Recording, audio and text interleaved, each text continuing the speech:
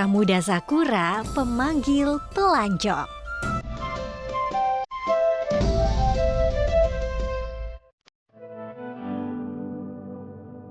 Gyeongsam merah, lambang kemakmuran.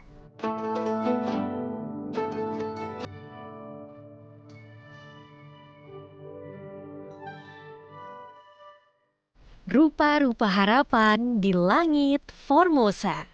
Ready? One, two, three.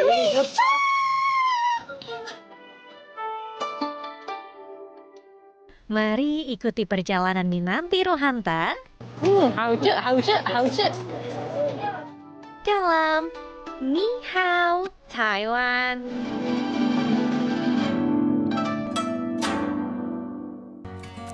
Hai travelers, liburan ke Asia Timur kira-kira kemana ya enaknya?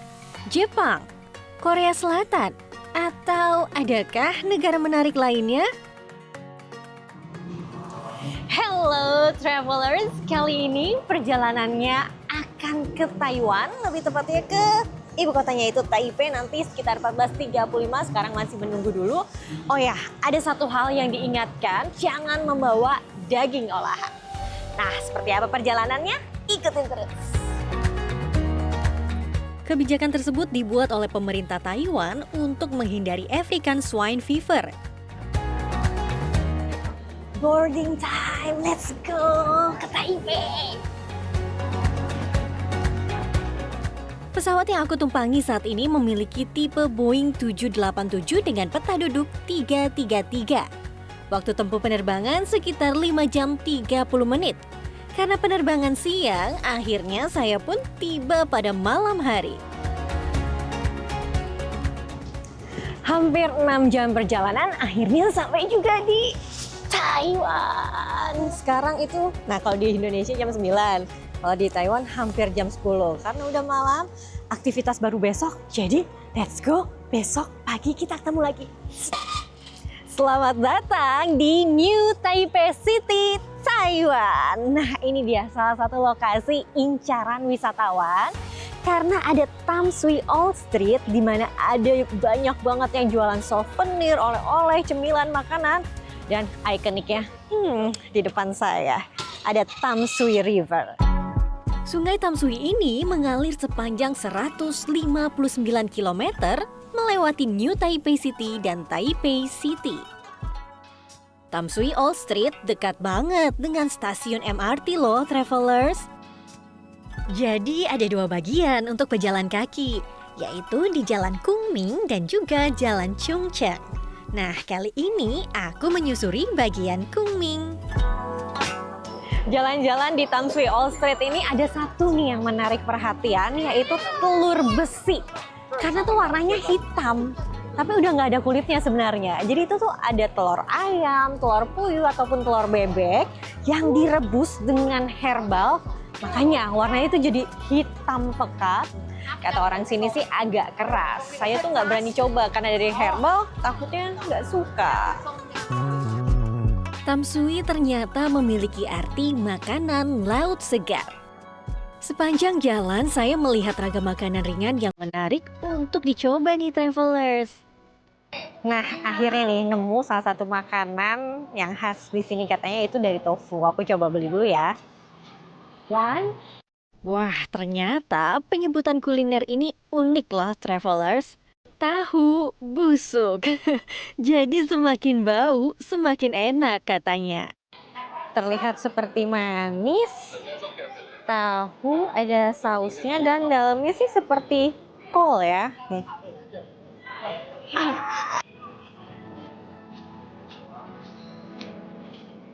Kita mau bilangnya kayak tahu sumedang atau tapi lebih besar. Jadi lembut dalamnya, luarnya crunchy, sausnya manis tapi enak. Dan ada sayurannya. Local rice. Mantap.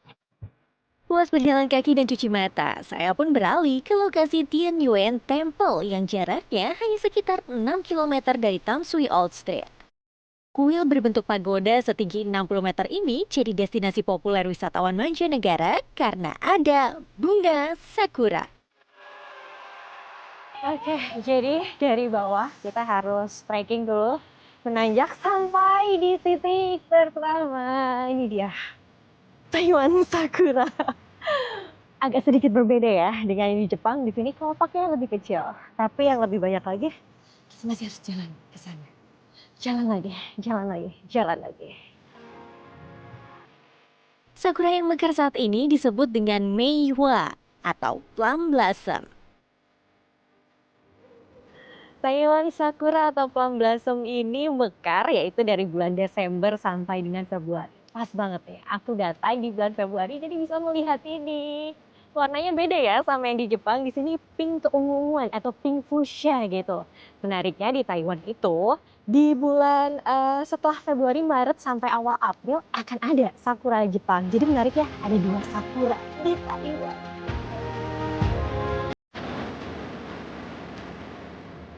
Bunga ini memiliki arti harapan baru, kekuatan, ketegaran, keindahan yang memberikan kebahagiaan atau simbol kasih sayang ibu sepanjang masa.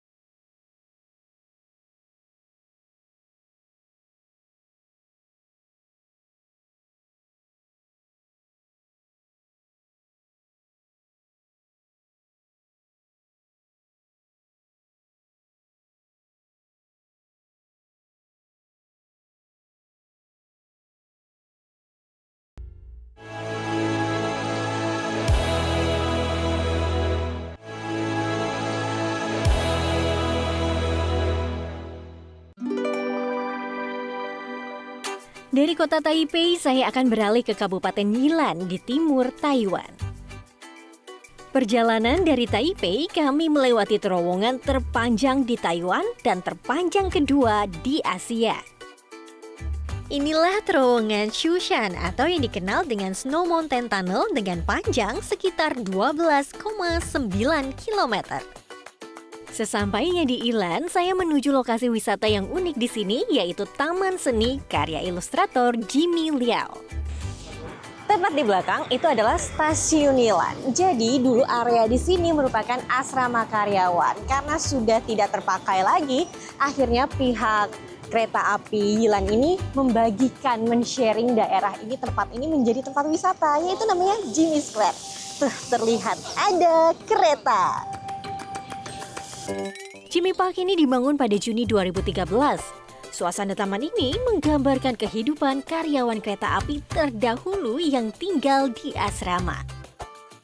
Sedangkan tepat di pinggir jalan terdapat suasana stasiun lengkap dengan replika tas dalam ukuran besar. Nah, disinilah lokasi stasiun dan menariknya ada cerita nih.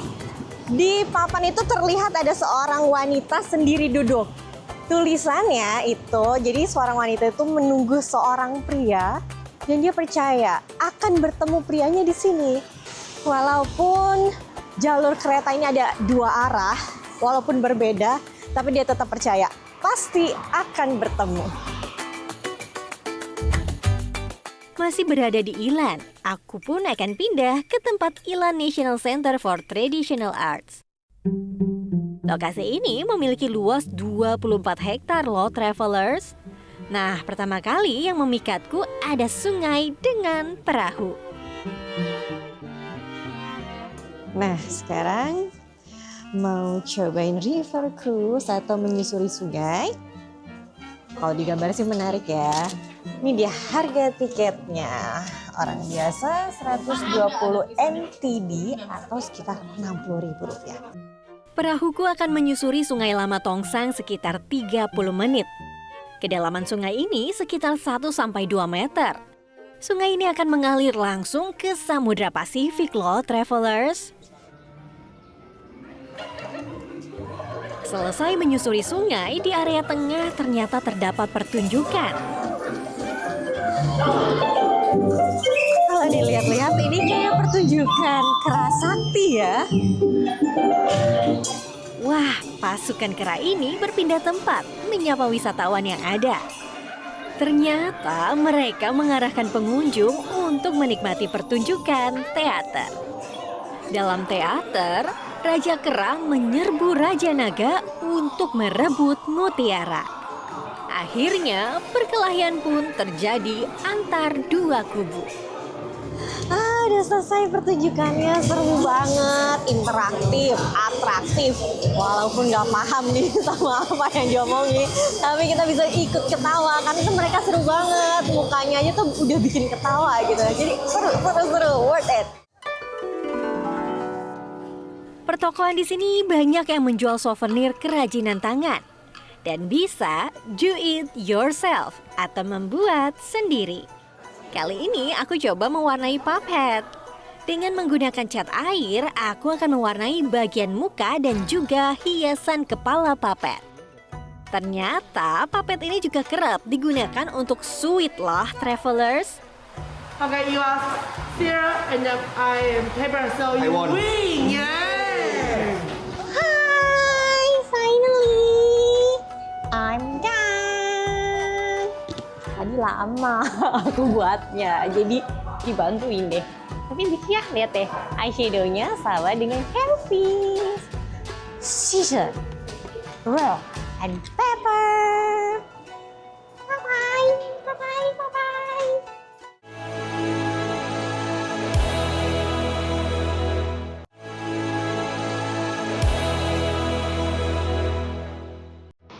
Ciao-an dari Pingsy. Kira-kira di sini ada tempat wisata apa ya?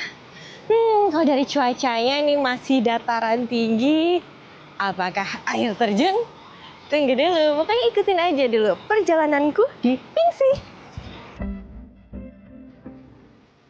Pingsy menjadi lokasi incaran warga lokal ataupun pelancong saat Cap Gome. Karena disinilah lokasi pelepasan lentera. Karena saya datang 1 hari setelah Cap Gome, jadi masih banyak toko yang tutup nih, travelers. Tapi ternyata daerah sini ada satu lokasi yang dikenal dengan nama Seven oleh wisatawan dari berbagai negara untuk melepaskan lentera. Terlihat dari langit Pingsy yang sudah penuh dengan lentera terbang. Berjalan mengarah ke rel kereta, ternyata inilah titik wisatawan menuliskan harapan dan melepaskannya. Terlihat dari tulisannya, ternyata beragam nih yang datang, travelers. Ada tulisan Mandarin, Korea, bahasa Inggris, dan juga bahasa Indonesia. Ternyata warna lentera mempunyai arti masing-masing loh, travelers. Kali ini aku menuliskan harapan di sisi lentera warna pink dan biru. Warna biru terkait dengan karir dan promosi, sedangkan warna pink terkait kebahagiaan. Satu lentera ini dikenakan biaya dari 200 NTD hingga 1000 NTD, tergantung jenis yang kamu inginkan.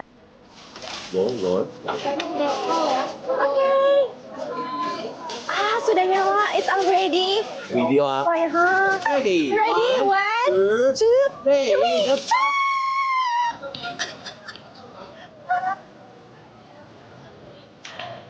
Akhirnya sudah diterbangkan. Sekarang gantian dengan orang lain.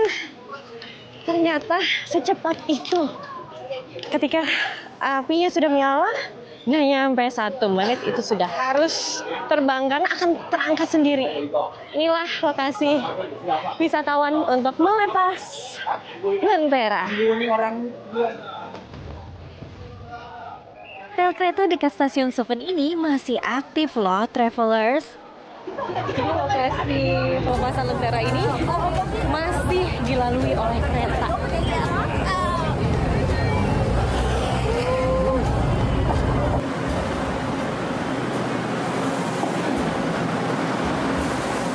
Jadi diharapkan bagi wisatawan yang datang tetap jaga jarak aman dan perhatikan sekitar. Tak jauh dari lokasi pelepasan lentera, ternyata ada air terjun loh, travelers. Akses menuju titik air terjun sudah sangat mudah. Cukup dengan berjalan kaki dan naik turun beberapa anak tangga saja. Ini dia akhirnya titik pandang untuk melihat air terjun di Taiwan yang terlebar. Aksesnya mudah sih. Yuk ikut terus turun. Air terjun ini memiliki ketinggian 20 meter dan lebar 40 meter. Karena kedatanganku sedang hujan, jadi warna air terjunnya keruh deh, travelers. Dari suaranya aja terdengarkan ya, kalau misalnya debit airnya ini tuh deras sekali. Jadi inilah yang terbesar di Taiwan yang aksesnya gampang ya untuk wisatawan baik lokal ataupun mancanegara. Terlihat nih dari tempatnya aja disediakan. Jadi pas banget lah untuk menikmati pemandangan ini, dan suhunya sih saat ini yaitu sekitar 13 derajat Celcius. Jadi dingin sekali, anginnya kencang dan kita ada percikan air dari air terjun. Tapi enak banget sih untuk menikmati pemandangan ini. Udara dingin, percikan air membuat saya mulai merasa lapar. Tak perlu lama-lama, saya akan mencari kuliner ke Taiwan Utara. Inilah pasar malam Keelung Miao. Miao itu memiliki arti mulut dan Kou adalah kuil. Jadi lokasi kulineran ini berada di depan kuil. Sampai juga ini dia di tempat makan malam, namanya itu Keelung Night Market. Di sini tuh kayak pasar atau jajanan kaki lima. Jadi banyak banget makanan. Kira-kira makanan apa yang menarik? Ayo kita jalan. Pertama kali yang menarik perhatian saya ini cemilan dulu ya, yang gak terlalu berat. Ini dia, Tien Fu Luo. Itu bisa dibilang kayak empek-empek ya. Tapi tuh tadi aku nanya sama yang bisa bahasa Mandarin, itu artinya makanan khas Keelung. Nah ini namanya Keelung.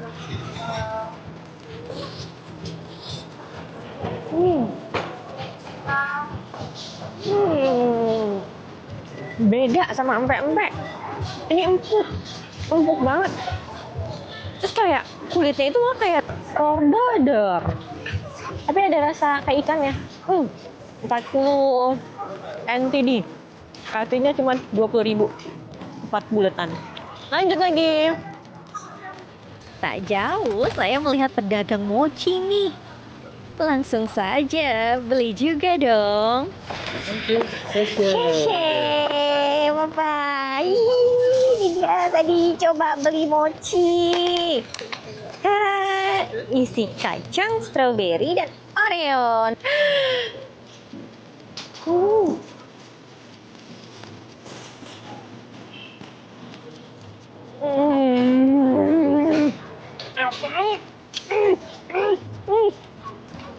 Strawberry yang manis, terus taburan kacangnya lembut banget, dan ada coklatnya. Wah, best, asli enak banget.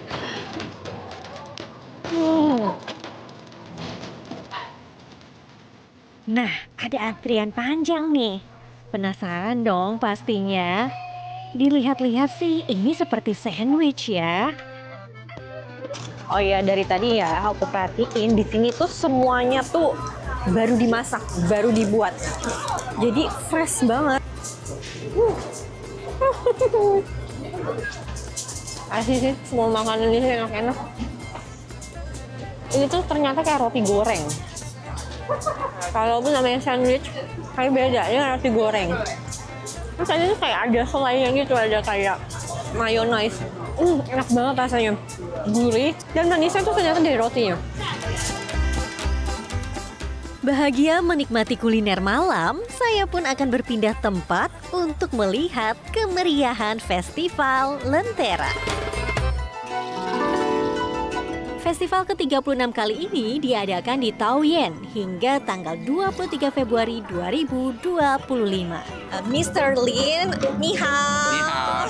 Okay, Mr. Lin, what is the best, what is the unique lantern in here? This year we not only use the high-tech technology, also we have some recycled materials so that we can be a sustainable lantern festival.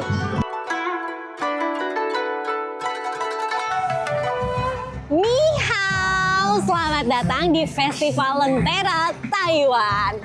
Tepat di belakang saya, ini adalah lentera utama. Lihat deh, bentuknya itu seperti angka 8, tidak terpisahkan. Karena temanya kali ini ialah Infinite Paradise atau surga yang tak terbatas.